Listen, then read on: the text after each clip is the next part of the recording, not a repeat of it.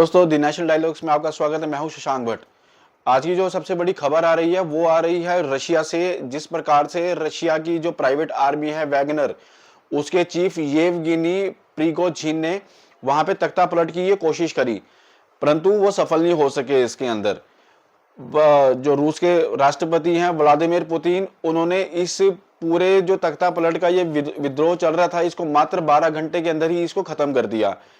और जो इसके वैगनार के जो चीफ थे येवगेनी प्रिगोजिन, वो बहुत बड़े दावे कर रहे थे, कह रहे थे कि नया राष्ट्रपति मिलेगा। मात्र 12 घंटे के अंदर वो समझौते के टेबल पर आकर बैठ गए और उनको टेबल तक लाया कौन? बेलारूस, जो रूस का सबसे अच्छा दोस्त है, जो उसका राष्ट्रपति है अलेक्जेंडर लुकाशेंको। लुकाशेंको ने उनसे बात करी, उनको उस टेबल तक लेके आए। वो बगावत जिस प्रकार से उन्हें, जो एक शहर है रोसनोव, उसके ऊपर पूरा कब्जा कर लिया था और वो धीरे धीरे मॉस्को की तरफ बढ़ रहे थे, जो मॉस्को रूस की राजधानी है, राष्ट्रीय राजधानी है, और मात्र उससे 350 किलोमीटर दूर थे। उससे पहले ही उनको येवगेनी को रोक दिया गया। अलेक्जेंडर लुकाशेंको ने इसके अंदर बहुत बड़ा योगदान दिया और जो रूस के राष्ट्रपति है व्लादिमीर पुतिन, उन्होंने येवगेनी की कमजोर का नस पकड़ ली और उनको गद्दार घोषित कर दिया था और कह दिया था कि इनको मारने के ऑर्डर जारी कर दिए थे। ये जब बातचीत शुरू हुई उसके बाद आके येवगेनी प्रिगोजिन इसके ऊपर बैठे आके समझौते के लिए। इसे मुख्य बातें रही क्या कि समझौता किस बात पर हुआ है? क्रेमलिन ने साफ किया है कि येवगेनी प्रिगोजिन के खिलाफ विद्रोह के सारे मामले, आरोप वापस लिए जाएंगे और उनके साथ शामिल होने वाले सैनिकों पर भी केस नहीं चलेगा। येवगेनी खुद बेलारूस चले जाएंगे। इसके अलावा जिन लड़ाकों ने विद्रोह में हिस्सा लिया था उन पर मुकदमा नहीं चलाया जाएगा, बल्कि इसकी बजाय उन्हें रूसी सेना के अंदर शामिल किया जाएगा। अनुबंध पर हस्ताक्षर करने का मौका दिया जाएगा।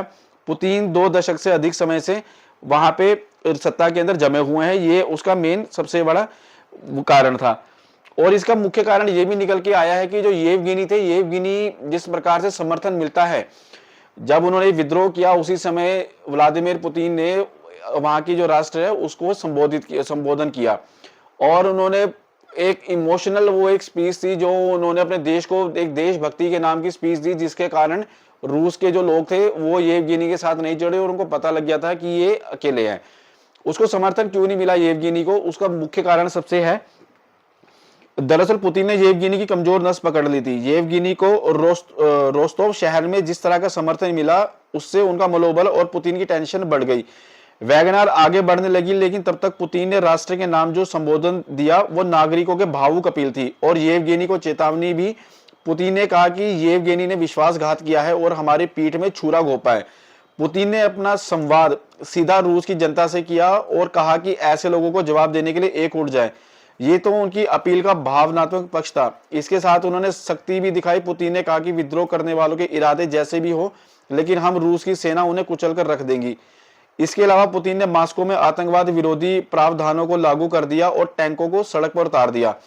पुतिन ने येवगेनी से टकराव की तैयारी पूरी कर ली। येवगेनी को रोस्तोव में सपोर्ट तो मिला, लेकिन लोग उनके आगे जाके समर्थन में नहीं आए।